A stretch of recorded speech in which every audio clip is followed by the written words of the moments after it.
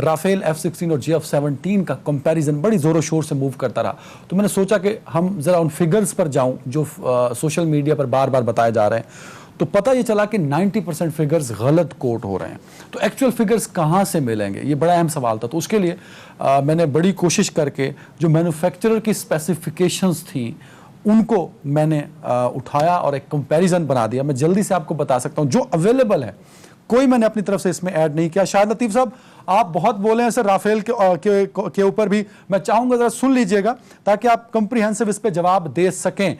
सबसे पहले राफेल की पहली फ्लाइट 2004 की है, F-16 की 1974 से ऑपरेशन है, JF-17 2003 से, और इनकी तादाद राफेल की 201 अब तक मैन्युफैक्चर हुए, F-16 4600 से जायद मैन्युफैक्चर हो चुके, JF-17 132 थंडर की बात करो मैन्युफैक्चर हो चुके। लेंथ की अगर बात करें, length Rafale 50 foot, F-16 49 foot 5 inch, JF-17 49 foot, height 17.5 foot है राफेल की, 16 फुट है F-16 की, और 15 फुट 8 इंच है JF-17 थंडर की। विंग स्पैन की अगर हम बात करते हैं 35.7 फीट राफेल है, जबकि F-16 32 फीट और 8 इंचेस है। विंग स्पैन की बात कर रहा हूं, JF-17 31 फीट है। इंजन थ्रस्ट की हम बात की करें तो ट्विन इंजन है राफेल, और इसका टोटल थ्रस्ट बनता है इग्निशन के बाद 150 किलो न्यूटन, जबकि F-16 का बनता है 129 किलो न्यूटन, JF-17 का बनता है 91 किलो न्यूटन।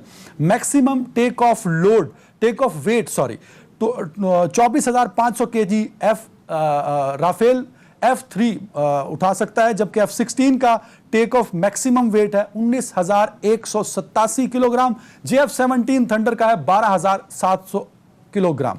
उसके बाद कॉम्बैट रेंज की मैं बात कर रहा हूं, राफेल क्योंकि 2004 में आया, राफेल ने सिर्फ इराक और अफगानिस्तान पे हाई लेवल से बॉम्बिंग की है, तो इसका हाई लो और फिर हाई या लो लेवल पे रहते हुए कॉम्बैट ऑपरेशन का टेस्ट हुए हैं, लेकिन फिजिकली इसने कोई ऑपरेशन नहीं किया, इसलिए इसकी combat range on low level नहीं है शाहिद लतीफ साहब जो हमें अवेलेबल हो।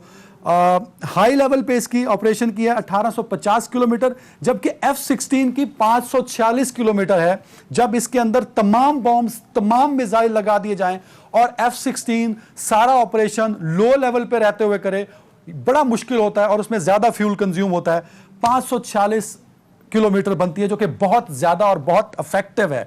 इसी तरह JF-17 की हाई लेवल पे रहते हुए और फिर लो लेवल पे ऑपरेशन करके वापस हाई लेवल पे जाएगा तो 1352 किलोमीटर होगी सर। फेरी रेंज में 3700 किलोमीटर राफेल है, F-16 4217 किलोमीटर है, JF-17 3500 किलोमीटर है। और सर्विस सेलिंग की हम बात करते हैं किस हाइट पे उड़ेगा, तो राफेल 50,000 फुट पे, F-16 भी 50,000 फुट पे, JF-17 थंडर 54,100 फुट पे उड़ेगा क्योंकि हल्का तैयार है और ज्यादा इसमें एनर्जी ज्यादा, इंजन में तो ज्यादा ऊंचाई पे उड़ता है। रेट ऑफ क्लाइंब 60,000 फीट पर मिनट राफेल का है, F-16 का 50,000 फीट है, JF-17 थंडर का 59,000 फीट पर मिनट है। स्पीड की अगर हम बात करें तो तीनों में सबसे ज्यादा स्पीड F-16 की है। राफेल उड़ता है 2223 किलोमीटर पर आवर पे, F-16 उड़ता है 2414 किलोमीटर पर आवर पे, जबकि JF-17 उड़ता है 2450 किलोमीटर पर आवर पे। JF-17 ज्यादा स्पीड में उड़ता है। हार्ड पॉइंट्स कहां मिसाइल फिट होते हैं, 14 पॉइंट्स हैं राफेल के पास, 16 F-16 के पास 12 पॉइंट्स हैं, JF-17 के पास 11 पॉइंट्स हैं जहां मिसाइल फिट हो सकते हैं। अगर हम एवियोनिक्स की बात करते हैं जो सबसे इंपॉर्टेंट होता है, तो उसमें F-16 के पास 120 किलोमीटर दूर अपने टारगेट को देखने की सलाहियत है, जबकि JF-17 के पास 150 किलोमीटर दूर अपने टारगेट को देखने की सलाहियत है, जबकि राफेल के पास सिर्फ 100 किलोमीटर ये रेंज है। और वेपन्स की बात की जाए, तीनों में एक जैसी कैपेबिलिटीज है वेपन्स को लेके जाने की। तो एक बात जहन में रखिए, पर कितने खुले होंगे, जहाज कितना बड़ा होगा, जहाज की ऊंचाई कितनी होगी, यह मैटर नहीं करता, क्योंकि परों की लंबाई से, जहाज की ऊंचाई और लंबाई से अगर फाइटर जेट की क्वालिटीज को नापना होता तो फिर बोइंग 737 फाइटर जेट्स होते, F-16, JF-17 और राफेल ना होते। राफेल बुरा तैयारा नहीं है, राफेल अच्छा तैयारा है। एवियोनिक्स की वजह से F-16 5th generation fighter jet है, क्योंकि इसके अंदर APG-83 रडार है और AESE रडार मौजूद है जो कि 5th जनरेशन फाइटर जेट्स के अंदर होती है, जबकि राफेल के अंदर जो रडार्स हैं वो 4.5 जनरेशन वाले हैं। शाहिद लतीफ साहब, मैंने एक कंपैरिजन बना दिया और ये मैं बड़े जिम्मेदारी से ये फिगर्स कोट कर रहा हूं। मैं कल भी इन फिगर्स पर कायम रहूंगा। इन फिगर्स को मैं देखता हूं तो मैं ये बात मान लेता हूं कि राफेल F-16 और JF-17 से बड़ा है, पर स्पीड में पीछे है, एवियोनिक्स में पीछे है, और जब डॉग फाइट में हम जाते हैं तो तब भी पीछे है, क्योंकि मेरे पास F-16 और JF-17 में अपने टारगेट को दूर से देखने की सलाहियत है। 120 F-16 है, 150 किलोमीटर JF-17 है और सिर्फ 100 किलोमीटर है राफेल। तो वजह क्या, इतने महंगे तैयारे क्यों खरीद लिए जब उसमें पाकिस्तान या चाइना से लड़ने की कैपेसिटी नहीं थी सर? देखें, बात यह है कि जो भी फिगर्स आप कोट कर रहे हैं, इनका लुब्बे लुबाब इस सूरत में सामने आता है। एक चीज है जिसको आप कॉम्बैट कंपैरिजन कहते हैं, यानी जब ये जहाज जो हैं एक दूसरे के साथ लड़ेंगे तो उसके दौरान उनकी सलाहियत क्या होगी, इसे आप कॉम्बैट कंपैरिजन कहते हैं। तो बॉटम लाइन ये है कि ये सारे जहाज जो हैं ये 4th जनरेशन जहाज हैं। JF-17 उसको बल्कि 4.5 जनरेशन कहा जाता है। और ये भी आपको मालूम है कि JF-17 जितने भी दुनिया के लीडिंग एयर शोज हैं उन सब में इनवाइट किया जाता है, ताकि जो दूसरे जहाज हैं लेटेस्ट कैटेगरी के, उनके साथ ये पिच हो और आने वाले लोग इसे देखें और इसकी मार्केट बने। तो ये कोई मजाक नहीं है। कौन सा जहाज है इंडियन जो कि वहाँ पे उसको इनवाइट किया जाए? फॉर एग्जांपल, जो पिछले दिनों फरवरी में हमने किया वो Su-30 जहाज जो है वो बिल्कुल यही 4th जनरेशन है, और उसके साथ जो हमने किया JF-17 और F-16 ने, वो सारी दुनिया ने देखा। MiG-21 तो चलें पुराना जहाज है, मगर Su-30 तो ऐसा नहीं है। तो रफाल जो है उसको आप ले आए, उसका हशर वही होगा जो Su-30 का हुआ, उसमें कोई फ़र्क नहीं है। तो इसलिए जो आप बात कर रहे हैं उसका लुब्बे लुबाब ये है कि it is not just the machine, it is the man behind the machine that matters. हमारे पायलट्स में वो जज्बा है, हमारी ट्रेनिंग है, हमें हमेशा से एक बड़े और अपने से ज़्यादा ताकतवर दुश्मन के साथ निपटना सिखाया जाता है। हमारे पास वो जो जज्बा है, जज्बा ईमानी, उसके तहत और हमारी ट्रेनिंग के तहत हमें 1965 में क्या था, इंडियन एयर फोर्स हमसे कितनी बड़ी थी, फिर उसका हशर क्या हुआ। MM आलम साहब जो थे 5 जहाज एक अटैक में गिराए और दुनिया का एक रिकॉर्ड कायम कर दिया। आज भी MM आलम मौजूद हैं। जो 27 फरवरी को हमने किया वो कोई कम मार का नहीं था। तो इसलिए मैं बताना ये चाहता हूँ कि ये रफाल ये एक ऐसे ही धौंस है जो बनाने की कोशिश की जा रही है। इसका हशर, इसका मुकाबले में अंदर अंजाम जो है वो कोई Su-30 से अलहदा नहीं होगा। अच्छा सर, एक चीज और क्लियर कर दीजिए। आपने बोला कि ये 4th जनरेशन फाइटर जेट्स हैं, जबकि मैं जो अपनी मैन्युफैक्चरर की रिपोर्ट्स पढ़ चुका हूं उसके मुताबिक पाकिस्तान का F-16 5th जनरेशन में चला गया ड्यू टू हिज एवियोनिक्स, जबकि पाकिस्तान का JF-17 भी अपनी एवियोनिक्स की वजह से क्लोज टू 5th जनरेशन है, बिकॉज सर वो 150 किलोमीटर तक विजुअली देख रहा है अपने टारगेट को। सर देखें, बात यह है, अगर इन्हीं जहाज़ों में आपने 5th जनरेशन ढूंढनी है तो फिर जो अमेरिका ने, रूस ने और चाइना ने जो 5th जनरेशन जहाज बनाए और इतना पैसा खर्च किया, वो फजूल है क्या? ये तो बनाने वाले जो हैं ये एक उनकी तरफ से आप यूं समझ लें कि एक लॉलीपॉप है जो दिखाया जाता है अपनी चीज को बेहतर दिखाने के लिए। ऐसा नहीं है। 5th जनरेशन की टेक्नोलॉजी और क्वालिटीज 4th जनरेशन से डिफरेंट है। बट सर ये अपग्रेडेड तो हो सकते हैं, JF-17 और F-16। 5th जनरेशन अपग्रेड नहीं हो सकता। ये 4th generation 4th to 5th के दरमियान ही रहेंगे।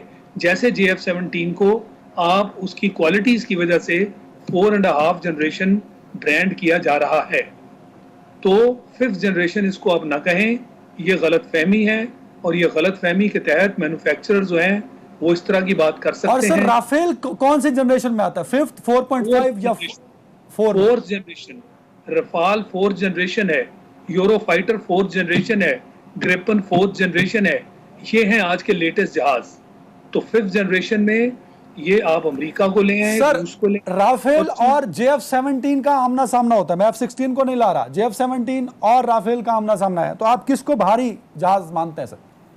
देखें, इसीलिए मैं आपसे कह रहा हूं कि ये किसी एक सिचुएशन में किसी एक को भारी कहना, मैं ओवरऑल कॉम्बैट कंपैरिजन की बात करता हूं। JF-17 फॉर एग्जांपल, आज की जंग क्या है? आज की जंग में अगर आपका रडार दुश्मन को ज्यादा फासले पे देख लेता है और आपके पास मिसाइल भी है जिसको आप BVR बियॉन्ड विजुअल रेंज कहते हैं, आपका मिसाइल भी उसके आपके रडार से कंपैटिबल है, तो पहले आप मिसाइल मारेंगे या आपका दुश्मन आप मारेंगे? क्योंकि आपने उसको पहले देखा। बट इंडियंस क्लेम कर रहे हैं सर कि उनके पास स्पेक्ट्रा इलेक्ट्रॉनिक वेलफेयर सिस्टम लगा है जो कि जैम कर देता है अगले दुश्मन के, मतलब हमारे जहाज के रडार्स को और उनके एवियोनिक्स को। Sir is it possible? आगू में जो जैमिंग सिस्टम है वो सब में होता है, ये कोई स्पेशल सिस्टम नहीं है जिसकी वो बात कर रहे हैं। मैं इसीलिए कह रहा हूं कि ये एक ऐसा मुल्क है जिसका लीडर चाय बनाने वाला आदमी है, कभी वो वेदर को ब्लेम करता है, जैसे उसने 27 फरवरी को कहा कि उस दिन मौसम अच्छा होता तो हम बेहतर करते, तो क्या उस दिन जो मौसम था पाकिस्तानी पायलट्स भी उसी में शूट डाउन नहीं कर रहे थे? ये मैंने सवाल किया था, इसका जवाब आज तक नहीं आया। लिहाजा ये बेवकूफ बनाने वाली बात है ना, तो इसलिए इन बातों पे आप मत जाएं। सर शाहिद लतीफ साहब, मुझे ब्रेक पे जाना है, उससे पहले मैं एक सवाल आपसे जरूर पूछना चाहूंगा। ये सबसे महंगी डील है सर जो राफेल 36 तैयारे ले रहा है हिंदुस्तान, ये 9.225 बिलियन US$। एक तैयारे की कीमत बनती है $256 मिलियन, 256 मिलियन। सर क्या आपको लगता है इतने पैसे खर्च करने के बाद सिर्फ डराने के लिए और टीवी टॉक शोज में अपने शो मारने के लिए हिंदुस्तान ने खर्च किए होंगे? कहीं खदशात हैं आपको कि हमारे खिलाफ इस्तेमाल हो सकते हैं? सर अपने लोगों को बेवकूफ बनाने के लिए, क्योंकि उनके पास दिखाने को कुछ नहीं है। पहले वो कहते रहे कि जी हम आपके खिलाफ स्ट्राइक्स करेंगे, वो जब स्ट्राइक्स भी नहीं कर सके, उसके बाद ये जो 27 फरवरी हुआ पूरी दुनिया ने उनकी लान तान की। अब उनके पास और क्या है सिवाय इसके कि जो चीज नहीं थी उसका नाम लें और कहें कि ये तो गेम चेंजर है। ऐसे अगर खुदा ना खास्ता कुछ ही दिनों में खुदा ना खास्ता दोबारा से एयर टेंशन बनती है, तो क्या जो 6 राफेल वहां पे खड़े हैं वो इंगेज होंगे उस तरफ से, या उनको टाइम लगेगा, या क्या? सर 6 रफाल जो हैं वो किसी काम के नहीं जब तक उन पे पायलट्स तैयार नहीं होते, और ये सालों की मेहनत है, ये 1-2 दिन का मामला नहीं। आप देखें कि हम F-16 कब से उड़ा रहे हैं, आप देखें कि JF-17 कब से ऑपरेशनल है। हमारे पास पूरा सिस्टम इन प्लेस है, जहाज ऑपरेशनल है और हम तैयार हैं।